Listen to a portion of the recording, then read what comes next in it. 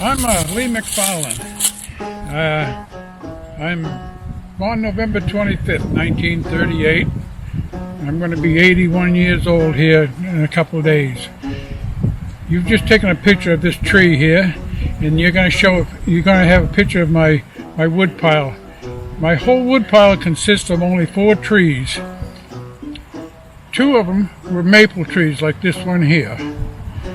One come down that was over here. That come down in a downdraft. I've never seen a downdraft before in my life. And this was a storm about 2.5 months ago. That was a wicked wind, and it broke this tree apart over here. And down it comes. And the thing about trees in my yard here, I also have to take care of all the brush.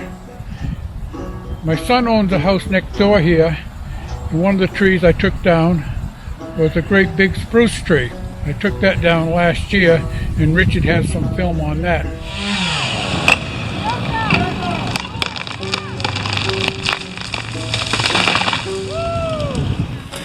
Is that a little happy rejoicing? Yeah.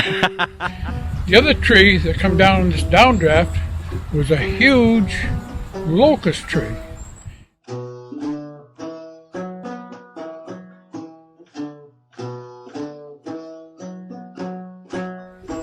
And that is one of the trees I cut up and had to take care of the brush.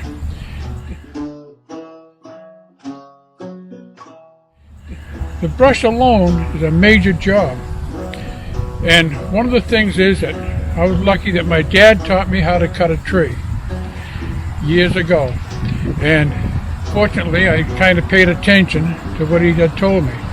So now we can take a look at the wood pile if you'd like, Richard. Okay.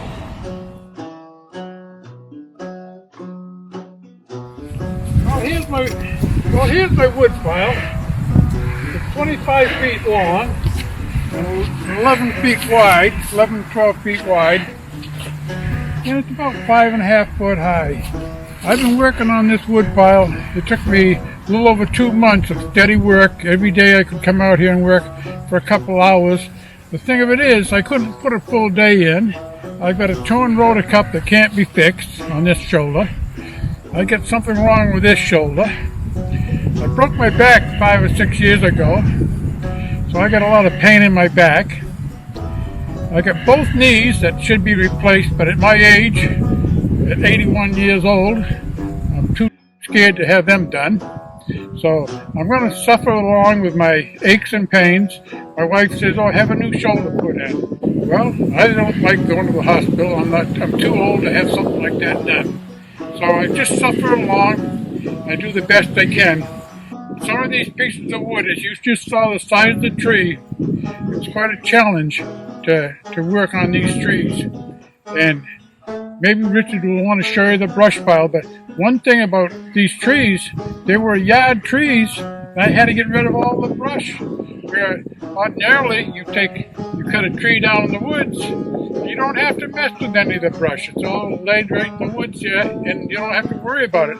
This here, every piece of brush had to be taken down to a brush pile. And before Richard left to go to Georgia, I was bringing wood up here, great big hunks of wood, and he'd see me come up the driveway with it on my tractor. And luckily, on a couple of the last pieces I put on, I have a hook that my friend Kenny London gave me before he passed away. And he said to his wife, "Well, he's pretty impartial to my hook that I have. I'd like to have you give it to him." So I have this hook that I hook on these big pieces of wood. I set it down on my wood splitter, then take my wood splitter and split the piece of wood that I can't handle. But it's been a challenge, and I like to finish what I started. And I worked on this wood here now, like I said, for over 2 months, and I'm pretty proud of my wood pile. I'm going to get it. I got a piece of plastic underneath of it, a whole pile. And I'm going to get a piece of plastic to cover the top and come down about 2 feet on here to keep the snow from going down through the bottom. I just bought a new wood stove, airtight, and I think I've probably got enough wood here for probably 4 or 5 years. It's going to last me the rest of my life. And I'm really proud to have, my wife's a younger woman than I am, younger than I am, by 9 years. She's a nice looking woman. She's out there working today while I'm here jumping around. And I'm sure I've got enough wood here to last her the rest of my life and maybe hers. So anyway, but I think we ought to look at the brush pile. Well, this is the brush pile here. And every piece of brush had to be loaded on my pickup truck, brought over here and taken off the pickup truck. I had a pair of clippers that I clipped up what I could with the clippers first, and then later on, when it got a little bigger, I cut the stuff up with my chainsaw. But this is a huge pile of brush that all had to be brought over with my pickup. This is a pile of brush here that come out of them 4 trees. That whole pile of wood, we're talking 4 trees, 2 maple, 1 spruce, and 1 locust tree. And that's probably 10 cord of wood up there, and it all come out of just 4 trees. Now I'm walking back here so people can see how big it is, because, you know, where you're standing, this thing's about as long as a bus. Yeah. Well, to make a good bonfire this winter, when we get a little snow, we'll cut you off. Yeah. Man, that's a lot of work. What you gonna do now?